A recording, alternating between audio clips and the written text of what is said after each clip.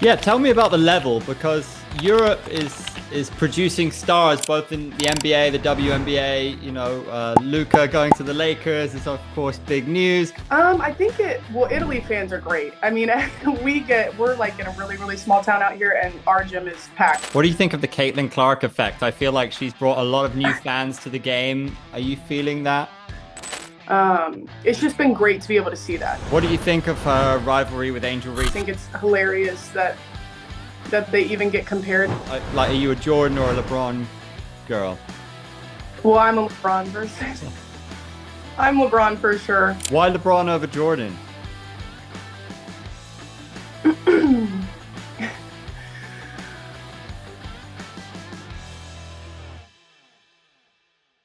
Yes, ladies and gentlemen, a very warm welcome to Caitlin Bickle, all the way over there in Italy, in the off season right now, enjoying life. How's everything going over there? It's been good. It's different. It's a change. Obviously, last year in Greece, it was my first year. Everything was new. So I'm definitely enjoying Italy, though. Yeah, tell me about the vibes over there. Are you getting to experience Italy, or is it all just work? No, I think, like, obviously, I think Italy's known as such a professional league in general over in Europe. And so it's been super organized. I've gotten to travel some. So I've gotten to go to a few different places in Italy and then just some other places in Europe, which has been awesome. I didn't get to do that as much last year. But then also just the competitiveness in the league is crazy compared to what I experienced last year. So definitely a kind of step up from last season. Yeah, tell me about the level because Europe is producing stars both in the NBA, the WNBA. Luca going to the Lakers is of course big news. Do you notice like more power, like different tactics? What are the fans like? I think Italy fans are great. I mean, we're like in a really, really small town out here and our gym is packed with 600 plus people. Like there's not a seat usually open in our gym. And we're fairly small gym compared to other teams. Um, but I think you're right. I feel like, especially now, and you're seeing this year a few more kind of overseas players and European players kind of signing in the leagues now. And they have such a busy schedule, whether it's, with their national teams and throughout the year. So it causes difficulty for them to come over and play. But just playing against some of these players, I mean, we're playing against EuroLeague teams, Euro Cup teams, some of the best that, the W and NBA would consider fantastic players. So I think that's kind of a cool experience getting to play against that and kind of almost trying to level up and get better every single time because it's different. It's a little bit different of a game and style of play depending on which country you're in. But I think Italy's a little bit more similar to like the WNBA. I think it's a lot of screen action, reading action, compared to Greece last year was really different compared to like the WNBA in Italy. Tell me about your training camp contract with the Connecticut Sun. How did it come about? How excited are you? How big is the opportunity? Yeah, I'm really excited. I think obviously we've seen a lot of changes within the W this year and a lot of players moving around and teams making changes. Um, and so I think for me, it's nice compared to last year. I dealt with surgery in April, so I wasn't like focused on the W. But I think that was like big for me this year because I wanted an opportunity. Obviously, new system, new coach, like entirely new team, pretty much. Besides maybe one or two players. So I was just really excited that they gave me the opportunity. I think the past couple of years, I've always just done what they've asked. I've worked as hard as I could, did anything that they asked of me. And so I'm hoping that, this year maybe I can kind of take it a step up and perform how they'd want me to perform.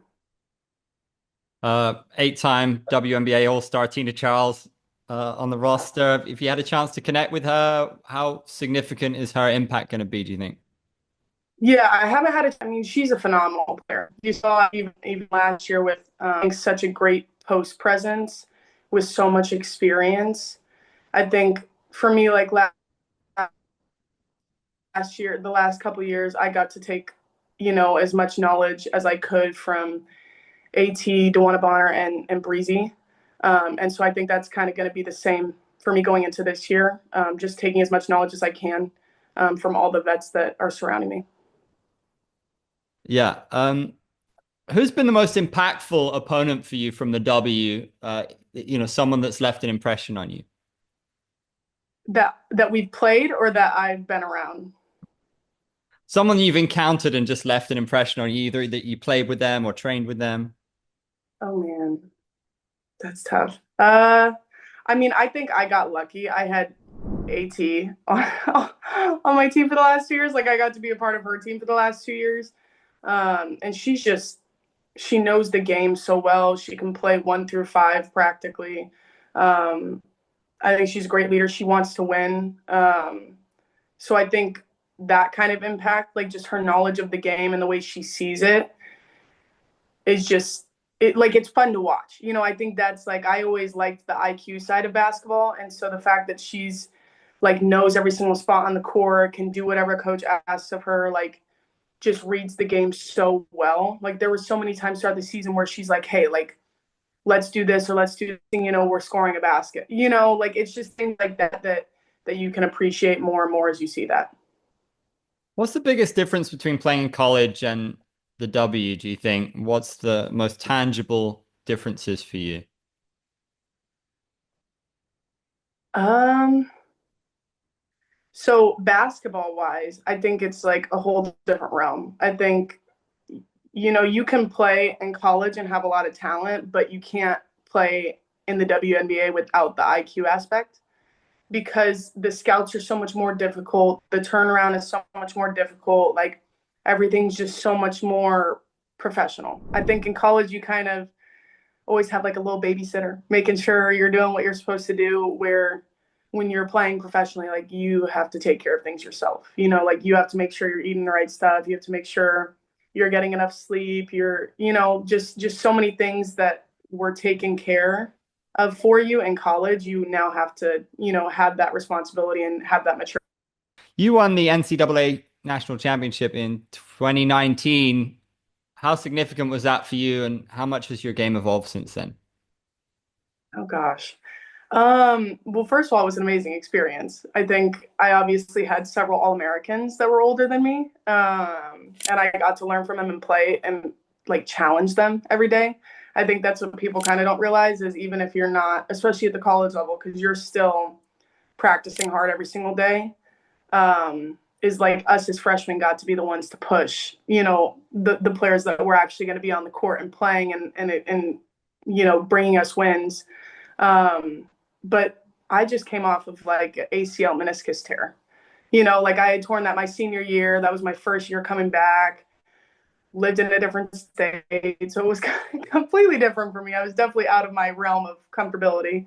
Um, but since then, I think for me, I've just grown.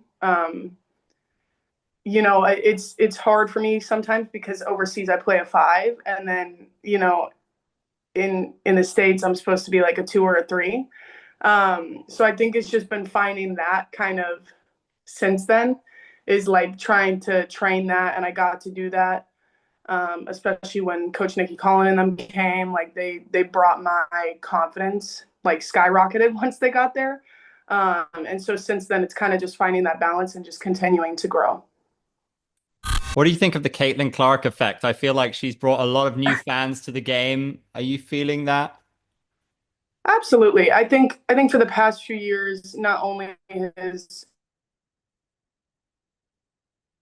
Clark brought so much audience to the game, but also so many players as the game grows. It's just been great to be able to see that. Obviously, like from my freshman year to now, the attractability to the league and all the leagues that are kind of becoming like unrivaled. You have Athletes Unlimited, you have the W, you have overseas. Like that has grown so much since my freshman year. Like none of that would have even been a possibility when I was in college. And so to see that attraction to the game and having these great athletes being appreciated is phenomenal to see. What do you think of her rivalry with Angel Reese? I feel like it's partially the media's fault. Like we're terrible. We're like, oh, which one do you prefer? But which Yeah, have I you think had it's more interaction with? You do you have a preference as a player? No, I mean, I think they're so different. Like, I think that's just like you're right. It's the media. I think it's hilarious that they even get compared because they're not even in the realm of being a similar player, the same position, or just things like that. But they're completely different. I think they both do such different things. The way that Clark creates for a team, she's a phenomenal shooter, obviously, but I think she makes everyone great around her, you know? And then you have Angel on the other hand that's just a dog on the boards. Like like you can't really stop that. I played her I think my senior year. I think she was still at Maryland. I think it was her freshman or sophomore year. And it was like that was like a main focus. Like even when she came in it was like okay, like box out, like she's always been that way and you can't really teach that. And so I think they're so different in so many aspects, but they're great at what they both do and they're continuing to get better. What do you think of the Fever's off-season moves? You mentioned Dewana Bonner earlier. Are they championship material now, or at least going deep in the playoffs? I think so. I think Stephanie White obviously is a phenomenal coach, having been with her for that like half this season and then getting with her for a month in training camp last year. But she knows the game, and I think her system fits really well to what Clark does and what she's good at.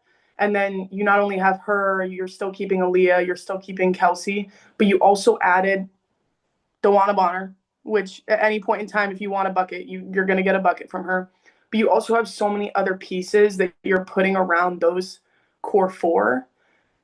You know what I'm saying? Like, there's so many times where, like, this is a huge difference in from college to W is that every player on the team is great, like in the W compared to maybe college. Okay, you got to focus on these two or three. And then maybe you can help a little bit more off of like for them, it's very different because you can't really do that anymore. Like they have so many good lineups, they're just solid players.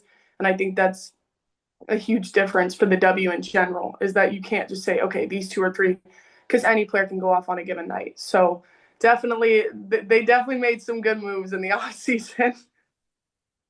How about you? How are you feeling? Ordinary people, I mean, you're extraordinary. You're playing at the highest level of basketball. All of us are saying things like, oh, 2025 is going to be a big year for me. How about you? Are you a visualization person? Are you thinking 2025 is the year where I like take things to the next level? And like, do you visualize where you're going to go? I'm like a planner. So it's really hard to be an organized planner and someone that likes things a certain way when you play a professional sport. I tell people that all the time. It's probably the most like because you truly don't know where you're going to be at. Um, and so I think obviously for me, like I always have like goals and things like I told myself, I said, yep, I'm going to go. Last year, I obviously didn't get to try out for a team. I luckily had like a impression on them the first year, so I got signed the second half of season. But for me, it's just like giving my all, getting better. I think I went from Greece to Italy, which is a step up from last. Just continue. And I think it's hard sometimes because I don't want to play for that long. Like I don't see me playing in my 30s, truth be told. But I think I definitely want to just kind of be able to do the most with what I can and be able to look back on it once my career is done and be like, yeah, I gave it my all. Like I got to my goals that I had created for myself. But you definitely kind of got to be ready to just go with the flow sometimes with this career. How do you deal with the other side of the game? You're fantastic to speak to. You seem super comfortable in interviews. How do you feel about social media and that other side of the game? Because the bigger your brand is, the more deals you get, maybe the more likely you are to be signed by a big team. And it's not just about how good you are anymore, I feel like.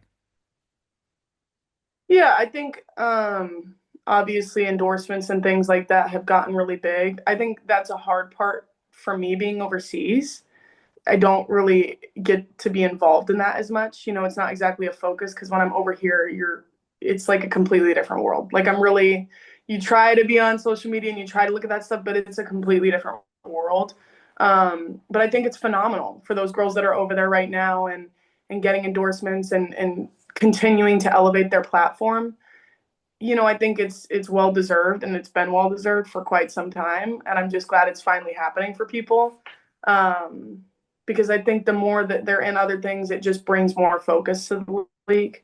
And I think that's kind of what you want overall, but I think it also creates a separation. You know, like you say, like outside of the sport, like we're not just athletes. Like we do other things with our lives. People have hobbies. People want to have a career after basketball. So I think that's really important for these girls. Which player do you think is killing it on social, who's like the gold standard? That's tough. I'm like not even that much of a social media person, if I'm being completely honest. I just always think about like I'm was teammates with Nay at Baylor and in the league. I think she always is phenomenal on social media, and just has such a great platform. And I think she's also very versatile. Like I think some people fit different endorsement deals, but I think she's like could be so widespread. Um, the other I feel like that everyone loves on social media. I'm not saying endorsement wise, but like Sydney Colson is just hilarious. I feel like anytime she puts something out there, like people are either just laughing or just like want to see what she's gonna say next. Um, but I talk about like even like the new Nike ad that just came out in the Super Bowl. Like that was phenomenal. Like you see, and it's such a wide range. Like that's what I love about it is that we talk about the Caitlin Clark effect, or you talk about Asia Wilson, one of the greatest basketball players in the world, like, but it wasn't just basketball. You had track, you had gymnasts, you had so many people across the board that were involved in that, and that's like what I think is so great about the endorsements and bringing people together. Do you have a favorite player of all time? Men or women? Both. I'd love to know either. First female player, and then like, are you a Jordan or a LeBron girl? Well, I'm a LeBron person. I'm LeBron for sure. Before he was huge, like back when the Celtics were legit with Kevin Garnett and all those guys, they were for sure my favorite. But LeBron over Jordan. And when I was younger, I loved Maya Moore. I was such a huge Maya. I remember, I think we were on a trip. I think we might have been in middle school, and like she was at the same hotel as us, and we all got so excited, got a picture and all that. So I definitely loved. I didn't watch as much women's basketball growing up because I didn't exactly have those role models. Um, but she was the one that I like always tuned in on and made sure to watch. Why LeBron over Jordan?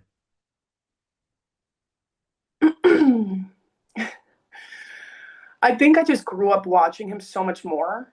Like I think every single year we made sure to like watch every single game of him. I think he just makes every play. Like we talk about Caitlin Clark and how she affects her entire team. It's not just her, but like that's what he does. I think obviously I think the game has changed since Jordan. I think the game has developed a little bit more. Obviously, you had like some great players in his time, but I think overall it's not the same level of basketball that you might have used to seeing. But I just remember I think it was like a year or two ago, and he was on the Lakers, and they're playing 4-on-1. Like that's the attraction that he brings. You've seen that with several players, and like the fact that he has that effect, and then you put the right players around him. Like that's I think a huge difference is that he's not just scoring; he's doing so many other things. And now he's got Luca on the same team. What do you expect from those two on the same team? I think I think it takes a little bit of pressure off Braun. I think obviously Luke is a great scorer. I think for them, I think they just got a five-player that was just signed. I think I saw that yesterday. Time change is killing me, but I saw it in the last day or two that they'd gotten a five, and I think that was the big worry for Lakers. But I think once you have Luca and Braun, you have Austin Reeves, you have Rui, like you just once you get two or three core players and you have those others that are surrounding them and they actually get some sort of glue and chemistry, I think they're going to be great. I think it definitely takes some pressure off Braun though of trying to have to be the creator every single time. Have you been watching Unrivaled? I think it's super fun. Like, I love the fast pace of it. It's really engaging. And how cool is it? Is this like a special time for the sport, in terms of like new things happening, new interests, new initiatives, new leagues? Yeah, I think it's so hard because so many players have had to go overseas. Especially because the payment isn't always great in the W. It's been growing and it's been getting better, but so many players had to basically spend 7 to 8 months out of the year in a different country across the world, not being around family, not doing anything. And then you spend the other 4 or 5 months stressing to make sure you're still on a team, you're living in different states, you're traveling. It's so much stuff. And so I think that's why we obviously had Athletes Unlimited. You still have that going right now. But also to create another league that's different. It's not the same as just what you're going to see in the W or Athletes Unlimited.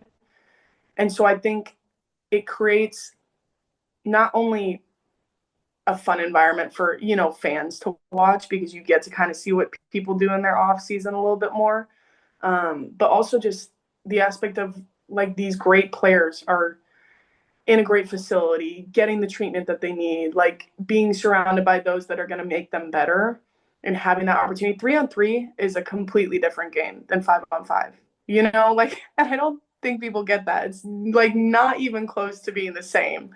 And so I think that creates a little bit more of like a challenge at time for some players and maybe not for others. And so I think that's like it's a great time for growth for those players and to be able to hone in on certain skills or work on other ones that maybe you haven't worked on before.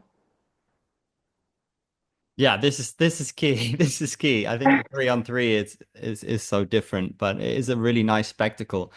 Some of the basketball editorial guys have sent across some rapid fire questions for us to wrap up with. So, if you could have dinner with one NBA player, who would it be? LeBron. What's your Mount Rushmore of basketball? Oh gosh. Okay. Uh, LeBron, Kevin Garnett. I can choose women too or just men. Absolutely. Uh, Asia Wilson, and I got to go with Maya Moore. Very nice. The next one's Steph Curry's shot or LeBron's dunk, but I think I know the answer. I don't know. Okay. I'm gonna go with Steph Curry on this because I was hype in the Olympics when he was shooting that ball because that was crazy. I've never reacted that way to anything before. That was one of my favorite moments of the Olympics. He was just on fire. It was so good. Favorite basketball movie? Like it was unheard of. Um, Love and basketball. And name an athlete from another sport you think would be a great basketball player.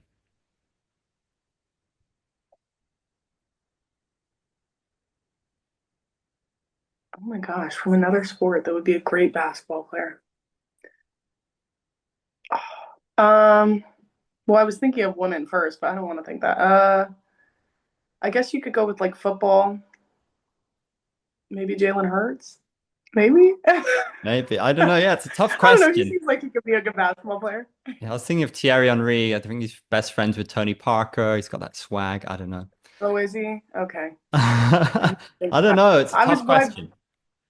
my first thought was just like gymnasts because of how athletic they are, but I was like, I mean, the height doesn't help them. Yes, yeah, this is true. Yeah, you don't see many 6 foot plus gymnasts. It's been a real pleasure. Wishing you all the best in Italy. Enjoy the pasta and with the Connecticut Sun as well. Really excited to see how that pans out. Hopefully we catch up with you again sometime and I really appreciate it.